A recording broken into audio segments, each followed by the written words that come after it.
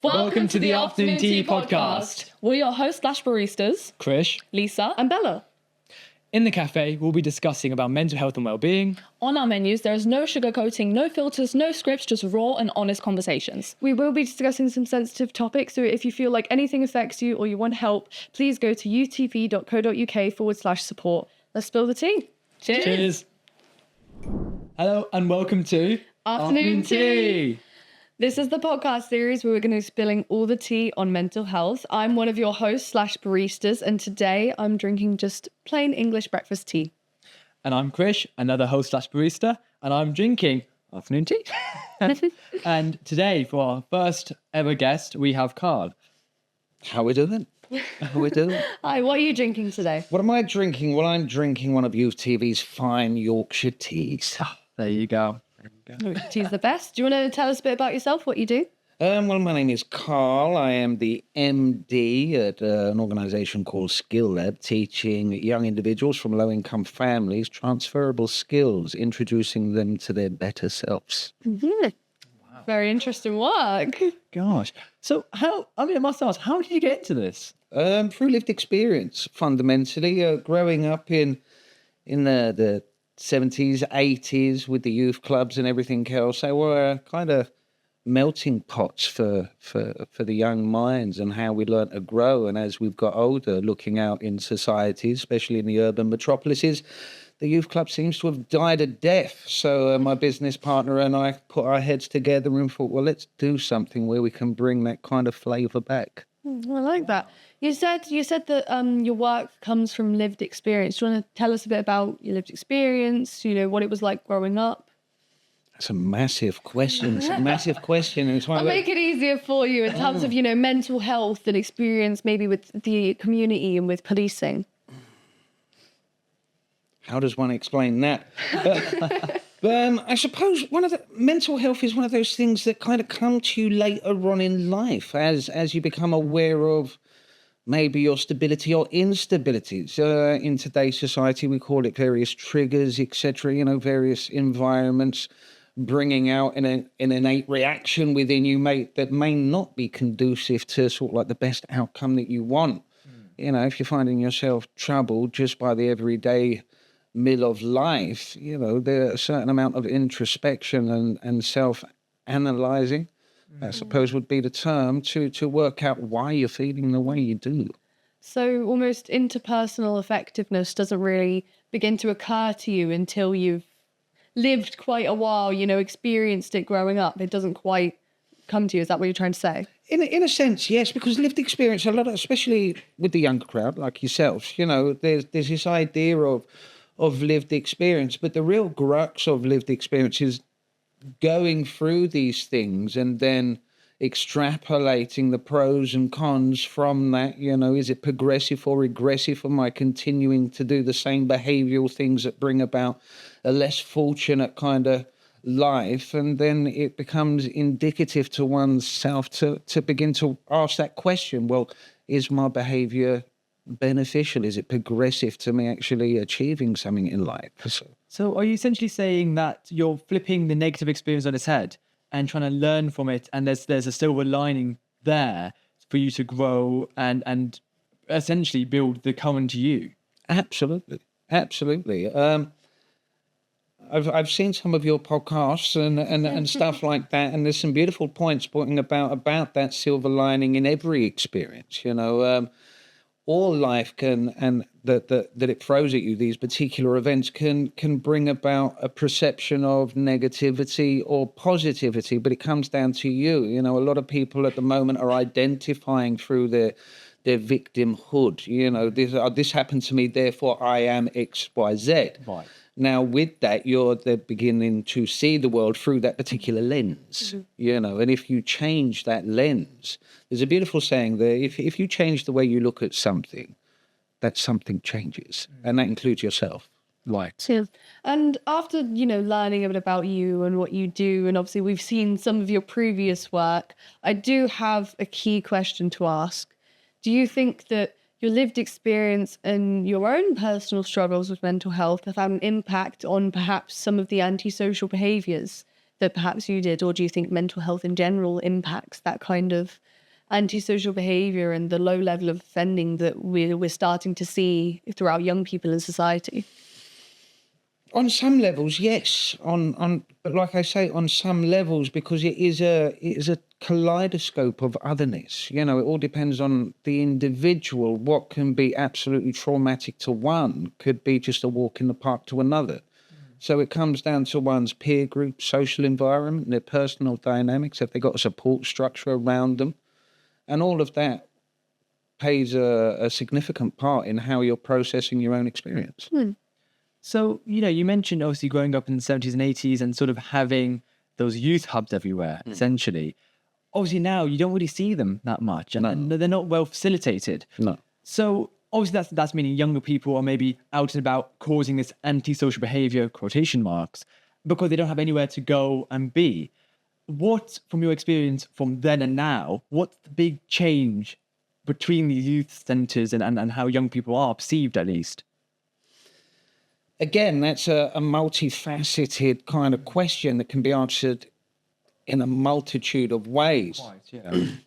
One of the things back when I was younger, we was all in the same camp, you see. And one of the things as you get older, you begin to realise, especially once you've got children of your own, you begin to realise that it's almost innate, it's almost an inevitability that children go through I don't want to use the word delinquent stage, but certainly a rebellious stage. Yeah. You know, it's part and parcel of growing up. You know, you don't realise that the life lessons and until you've made the mistakes. One of the best learning things that we have is the mistake. Test those waters. You test those waters. You like to see where the boundaries are. See what you like, what you don't like. Yeah, you know, it's a question of finding out who you are.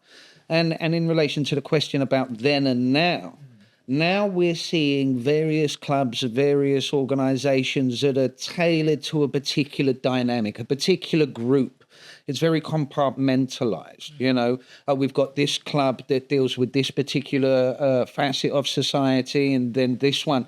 And it fractures the community at large, you see, where back in the day, excuse the term, you know, we were all in it together, you know, and we learn about each other's societal norms. We learn about their cultural norms. We learn about the ethno differences within various groups. And we grew from that. We became a lot closer than that. You know, I'll give you an example. Growing up in southeast London on the estates, there weren't necessarily them and others. We were all skin. You know, we were all living on the council estates. It didn't matter what race or belief or religion you were. We were all skin. No one was better than anybody else. We were all in this together. And now we see, especially in the world of entertainment and news and politics, it's all compartmentalized, this group, that group. And when you do that, it fractures the very community itself, you know, to everybody trying to support their own little conclave of society. You know, I want to do this for my community. Right. And it loses kind of the bigger picture of, it's everybody's community. Right, absolutely. Do you think that, obviously you've expressed that, you know, things are becoming a lot more compartmentalized in society, but do you still think that idea of a whole community and a sense of collective consciousness, do you say that maybe it still does exist, even if it is only to some extent? Well, there's never just one absolute. You know, no matter how you look at something, you know, if you look at working class, middle class, upper class, you look at rich, poor, etc. There's even in the world of academia, you know, you have those that have got, you know, just a basic school education, and then you have those that have a doctorate. You know, they have a tendency to flock together. You know, what's that saying? Birds of a feather flock together, and that's what we see. But even amongst that, you have these kind of subgroups where people aren't interested in that. Yeah. You know, they'll come together regardless. A bit like YouthTV, you know, you have various personality types and you all come together for a common goal. Absolutely. Yeah. Which is fabulous. Yeah. You know, you have presenters of various life lived experience and various upbringings through the class system, through the financial system, through the education, etc., and you still come together for a common goal. And that, for me, is like a bell. It's like a magnet. It brings people together. It brings a unity, and through that coercion of intermixing, cultivates a greater understanding and a compassion for one another, which in society is greatly missing. Absolutely. And so, you mentioned Youth TV, and the way it started was it was this sort of like this youth center, essentially, where, this youth hub, and we all got together and we made this program, and then we started doing more and more, and basically getting these young people who had this passion to come together and do something. Now, because of these other lack of youth hubs now, like I said, mentioned earlier, you have these youth maybe not knowing these things exist, and maybe, causing some disruption of some sense, in their in the park, in town, wherever, and obviously disrupting the livelihoods of others, obviously unintentionally, but now that's classed as antisocial behaviour. Yeah. And of course they're not meaning to, but if they want to listen to music and talk with their friends and they have nowhere to go, that's going to be the case. So what do you think young people can do, or what can adults do for young people to help stop this antisocial behaviour? Because essentially I don't think young people are meaning to do what they're perceiving they're doing, essentially. Right, it's just about, having the space to be able to express themselves and to explore the things that they want to explore. But obviously, like you said, with the shutdown of, youth centres and other communal areas for young people to exist in simply, is there anything that the older generation or even us as the younger generation can do to essentially help that, like Krish said? Yeah, and I think it allows to grow as well, to test those waters that you previously mentioned. I think one of the best things that you can do is actually build a bridge of communication, this very dynamic that we're having here, moving away from that kind of stigma that runs under everything, that, oh, we're different, oh, you're old, you don't know what it's like to be young, etc. And the older generation, even my generation, going, what are you lot doing? You're absolutely off the chain. Well, you don't make no sense. Sure. And it's coming together, like in this setting, to actually express, that we've lived. Yeah. There isn't nothing that you lot are going through that we haven't seen ourselves. Yeah, absolutely. I was 17, I was 18, I was 19, and we kind of know what that's like. So in answer to the question, it would be dropping the stigma, I suppose, and actually having the gall to step forward and have the conversation. Do you think then the stigma against young people, and I'm not just talking about now, because if we, think historically, there's always been a stigma against young people, perhaps even when you were a child or a teenager, I'm sure the older generation had a lot of opinions about yours. Do you think that the perpetuation of the stigma and the stereotypes surrounding young people and delinquency have an impact on that?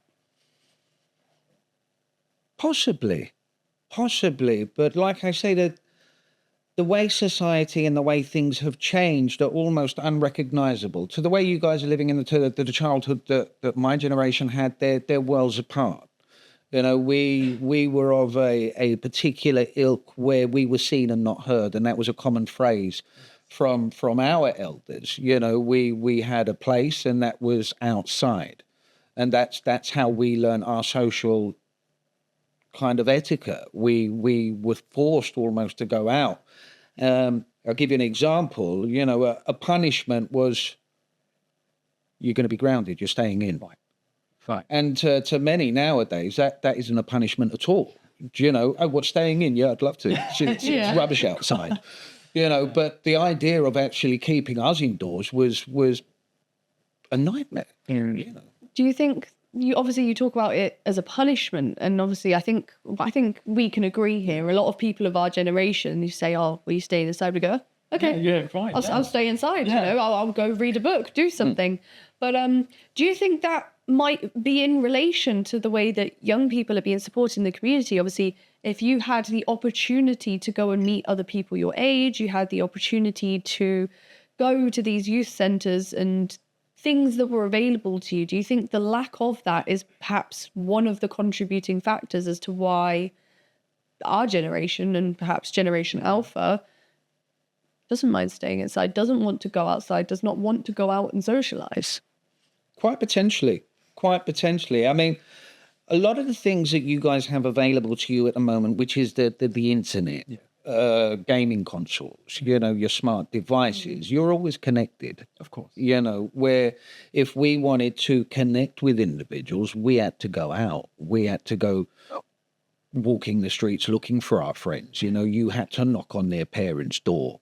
And you had to develop the linguistic kind of confidence to speak to Mr. Smith and ask where Simon was, and some of these parents were ogres. They really were. They'd look at you, what do you want? And you'd be like, what do you want? No, is Simon there, please? And Come out to play. yeah, and it's like, where are you going? He's not in. He's not going out, and things of this nature. Or they'd turn around and say he's out. And do you know where he is? No. All right then. So you'd have to kind of hit the beat, so to speak. Right, where do we usually hang out? I would be at the park. So you'd walk to the park and they weren't there. Then all right, they're not at the park. Where would be the other thing be? They'd be round such and such estate. So you'd head over to such and such estate, and then you'd see a big pile of bikes on the floor and go, that's Simon's bike. So you knew they'd be around somewhere, and then you'd meet up. So it was that innate kind of confidence that was built up to go explore. You didn't get if you didn't ask. So that was the thing where, like you highlighted, your generation in a sense, and there's no judgment there, but everything's there for you. Yeah. Do you know what I mean? It's a text message away. It's a FaceTime call away.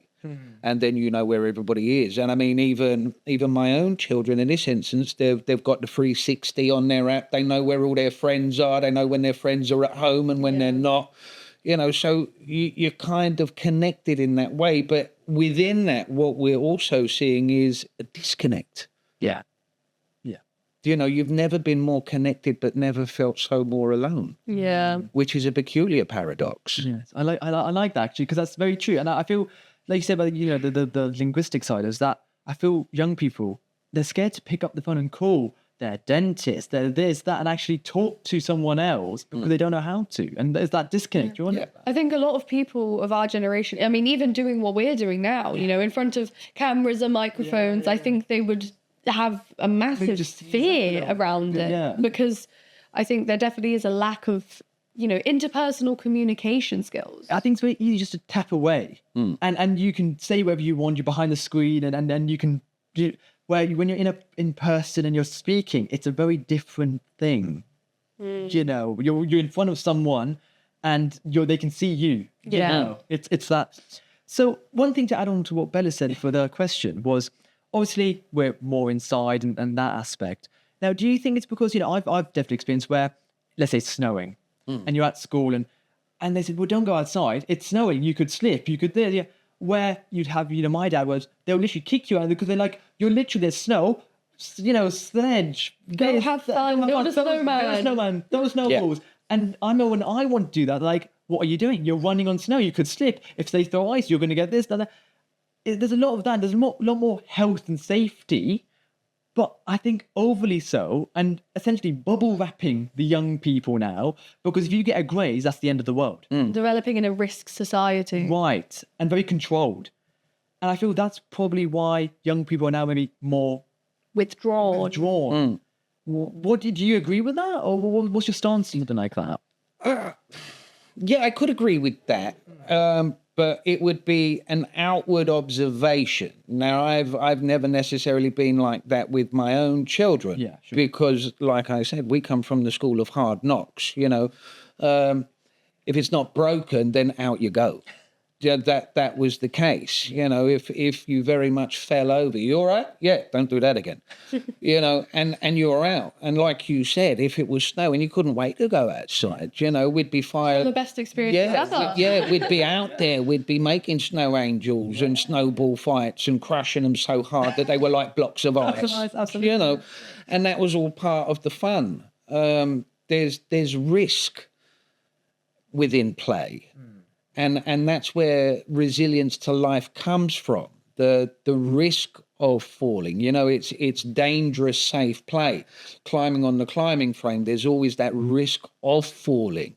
But that's how you build the subconscious confidence to accept that parallel. Yeah. You know, that there is risk in what I'm doing, but through that risk becomes the dexterity, one, of the body autonomy, you know, and the mental prowess to say, hey, that hurt, I did fall, but I'm okay. Yeah, you're thinking for yourself. Yeah. That's what it is, being able to make in real time a kind of risk assessment of the action that you're just about to embark on, and is the risk worth it? Yes. Yeah, risk reward. Yeah, there is a risk reward with that. Yeah. But like you say, with your generation and the generations that are coming after you, there is that constant wrapping in bubble wrap that don't do this. This is, you could do this, could happen, that could happen.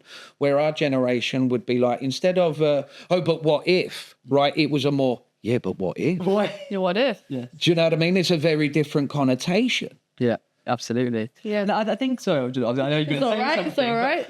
You know, I'm a scout leader. I'm only 19, turning 20, and I noticed when I was a scout, we had, you know, knives whittling and making these things, and I'm really just going on expeditions and literally just experiencing if that's going to happen, what's going to happen. Yeah. Where now I know, and I'm trying to change this, where you're not, you know, everything's indoors, and if you're outdoors, it's very can't do this, can't do that, don't experience this, and it doesn't feel like scouting anymore. And then the young people don't want to go on the water, they don't want to climb, they want to, because they've been told or learned, and that, you know, thing of, but I can get hurt here. Oh, they've told me like this, and but you don't know if you don't try it. And I feel that element of scouting, that element of that has been lost, and not just scouting, but I think just in society in general. That like you said, that risk, that factor of what if. Yeah. I mean, I know I've fallen out of many trees throughout my childhood. Some from much higher than you possibly should go. But you talked about, you know, developing this physical autonomy, and I actually have a question for both of you, actually. Do you think that, you know, the development of not even just fine motor skills, you know, wider motor skills, you know, doing these climbing frames, this climbing trees, things like, you know, knife tools and things like that. Do you think that has an impact on developing communication skills? You know, we're talking about how young people can no longer communicate, particularly to dentists, doctors, you know, parents and stuff like that. And they're also being wrapped in bubble wrap. They're not being allowed to experience the bounds of their own, you know, physical prowess. Do you think that essentially hindering that physical prowess, wrapping them with bubble wrap, do you think that directly impacts those verbal skills, those communication skills as well? You could say that, yeah, because one of the factors in learning how to communicate is mixing with your social group. You know, like example, Simon, not that you should do this, but back in the day, Simon would be on the garage roof and he'd jump from the garage roof onto the lamppost to slide down off the roof. Crazy stuff, but that was kind of the play. Now, Simon did it twice and then fell off the third, okay? And it hurt, right? Now, Simon, then you go out and say, Simon, how did you do that? And he said, well, there was a risk. You see, what happened was I did this and I did this, and the third time I tried to do it this way and that didn't work.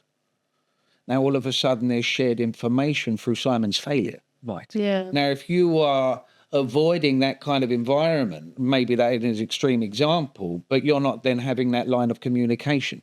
You're not having that conversation with your peer group. Yeah. Or your class group, you know. Circle. Your circle. Yeah. There's always that lack or the void of the lived experience. You know, every single one of us, you know, are born incapable of practically doing anything. You know, anybody with a toddler will see that, you know, they start off trying to hold their head up and their head's right? And then they start crawling. Yeah. Right? And then they start walking. They're standing up on a piece of furniture. Now, you couldn't do that straight away. You fell on your bum half a dozen They fall times. over a lot. An awful lot. Yeah. And life is like that as you're growing up. So if you're taking the child away from that learning environment, it's not getting the input from other individuals that are going through the same process. So yeah, there's So it's less of an internal factor, more of a external social factor of how that one can impact the other. absolutely, it's that 100 monkey thing. Yeah. Do you know what I mean? One learns and then shares that information with another. Unless there's monkeys on the bed, obviously. They all fell off. They all fell off. You see, but it's... That's maybe what our generation's like, you know? They've never experienced it. I think so. I think the one thing is, right, is that I don't feel young people go up to each other, a random other kid, and go, oh, hey, you know, how are you doing? Oh, so can I join you? Can I do this? And I feel that element's lost because they now, you know, have this, not stranger danger, but that thing of, I need to be really overly cautious here. They could be anything, they're, you know, and all of that. And I feel because you're not communicating in that way, and same with because you're not going out and doing it, you think mentoring is just having that older person telling you their life experience. But at the same time, because we're also the individuality and we've all had that different backgrounds, you're sort of saying, Carl, we're all different. We all have that different experience, even if you're 10 or 16 or 16. It's like peer mentoring. It's that peer-to-peer mentoring where you've had that lived experience because when you were 5, you broke your arm doing this. Well, you're going to tell your friend, oh, I did this. Imagine you, right, I'm not going to do that because that kind of broke your arm. So I'm going to live from that. Well, we're only 5, you know, but I know that now. Yeah. You don't need someone to talk down to you, go, I can't do that because that's going to do this and that. But how do you know? I want to try that. Yeah. I want to. That's the Like key. shared experience. Yeah, let me see. And if I do it correctly, I'm not going to break I'm not going to. Yeah. And it's exactly that. Yeah. Exactly. Yeah. Yeah. So the other thing I think is, you know, we sort of mentioned going out and stuff. Now, bringing it back to like well-being and stuff, I feel young people at times are being traumatized by people going, well, yeah, because that's going to happen. And then they're scaremongering. Yes. Right. Yes. Scaremongering. And they have this thing of, I'm not going to test these waters because I know from this here. And that trauma could essentially stop them from experiencing being a child or doing this and essentially dumbing down the generation because they're not experiencing or wanting to experience these things. So when they're going to teach their generation below us and etc., they're not going to know as much, right? What can we do to combat that? Is that literally just pushing, going, you need to experience the world, travel, do this, you know? Because, you know, I especially had it where people gone, well, you know, I'm not allowed to get drunk because of... And now they don't know how to cure a hangover. They don't know this, they don't know that. Yeah. Meaning they're going to have that scaremongering feeling of, well, if I drink, I don't know. I'm not going to test those limits. Is it about perhaps letting them do it instead of bubble wrapping them, but perhaps in maybe a more controlled environment? Yeah. I'd say yes. Yeah, undeniably, I'd say yes. If you project taboos and fears, that becomes infectious, almost like a virus. You know, each one of us are excuse me, I may get a little bit deep here, but each one of us are a receiver and transmitter of information. Right, absolutely. Right? Your confidence is infectious, but also is your fear. You know, if you're in an environment where people are reluctant to fail, then that becomes infectious. But if you have a circle of individuals that are outgoing and have a progressive outlook on life, then that also becomes infectious. So it's a question of what are you willing to experience? What are you willing to have a go at? And even with parents, you know, in relation to their kids, you say, be careful, but crack on. Yeah. Do you know what I mean? And also teaching that there are consequences. You know, instead of fearing mongering, you know, there's the potentiality that you could do that and succeed. But rest assured, there's also the potentiality that you could fail. And this could happen to your actions. And there's nothing wrong with failure. You know, there was a beautiful saying that a mistake doesn't become a mistake unless you fail to recognize it. Right. You know, and you have to be able to go, okay, I did it this way and that didn't work. A live and learn aspect. Let me have another go. Let me try it a different way. You know, life is like sales. They say that every knock on a front door, like a door-to-door salesman, every knock on the front door and every no is one step closer to a yes. You know, there's this whole kind of proverb where it says, those that have never made a mistake have never tried something new. Yeah, I've heard that one before. Absolutely. And I guess I'm just curious, you know, I think bringing it back to what we were talking about earlier with the idea of antisocial behavior and the fact there's no space for young people. We've talked about the concept of young people needing to experience the world, both physically and socially, you know, develop those motor skills, those communication skills. And I think with this new concept of antisocial behaviour, because it is a relatively new concept within the history of the justice system, do you think that we should perhaps be altering our views on antisocial behaviour? Do you think maybe we should consider what impacts they may have on a child who is simply trying to grow and learn and experience? And do you think maybe the police should handle this matter in a slightly different way, with understanding that that child is simply trying to experience? Well, I bring it back to a point I made earlier on about personal perspective. You know, what somebody would call antisocial behaviours, another person might call socially acceptable. Do you know what I mean? Sure. They're naturally learning. You know, kids are going to be kids. Yeah. And then you'll have somebody who will turn around and say, I don't like them playing football outside of the house because it's upstairs in next door neighbours. And then all of a sudden that's considered antisocial behaviour because somebody else doesn't like what they're doing. Right. So you have to pinpoint what antisocial behaviour is in a nutshell. And unfortunately, it's a personal projected perspective. You know, what rattles somebody else may think is perfectly acceptable. So it comes down to the environment and the company you're keeping. If you're around adventurous parents, let's put it that way, adventurous parents, where they encourage ice hockey. You know, if you're going to play ice hockey, you're going to you're going to fall over, you're going to hit the ice, and somebody's going to skate into you and try to knock you through the sidewall. Right? That's part and parcel. Right. If you want to do combat sports, boxing, etc., there's risk in this. You're going to get punched in the face. Now, are you prepared to get punched in the face to enjoy the sport? You know, life in that sense is no different, especially in relation to antisocial behaviour. It comes down to the individual. And if you can teach a certain amount of respect, and this is where I refer back to my childhood in this instance, you know, there was consequence to your action. You know, the next door neighbour would grab you by the ear if you were out of order. Yeah. Nowadays, it's like, how dare you touch my child? I'm having you done for assault. Right? There's that, again, a saying that a community or a village raises the children. Unfortunately, the village at the moment is so compartmentalised and fractured, nobody dares to touch or educate or interact. Through fear, as we was discussing off air, of the reprisal. Well then. Well, I was going to say, my concluding question then. Yes. And sort of that. So we're saying that there needs to be a median here, where if we're out and about and doing stuff and doing these antisocial behaviour and low-level crime, right? We're now doing that, disturbing, and that's a problem. Where alternatively, if we're stuck indoors, that we're going to start maybe getting some well-being issues, mental health issues, because now we're isolated, we're in our own headspace. Online can be quite an evil place at times. So you're now experiencing only just that here. So you have these two polar opposite contrasting things. What's the middle point? What can we do, or what is there to do to get that fine balance? That's a question of all time, isn't it? Isn't it, Joe? That's the question of all time. What is the balance? Where do we draw the balance? How do we distinguish from what's progressive behaviour and what's regressive behaviour? Because those that are setting the standard are very different. Each one of us could go through exactly the same event, but interpret it in a very different way. So we need a common consensus of what is and what isn't. Right. And until we understand that, it will be a question of all time. Yeah.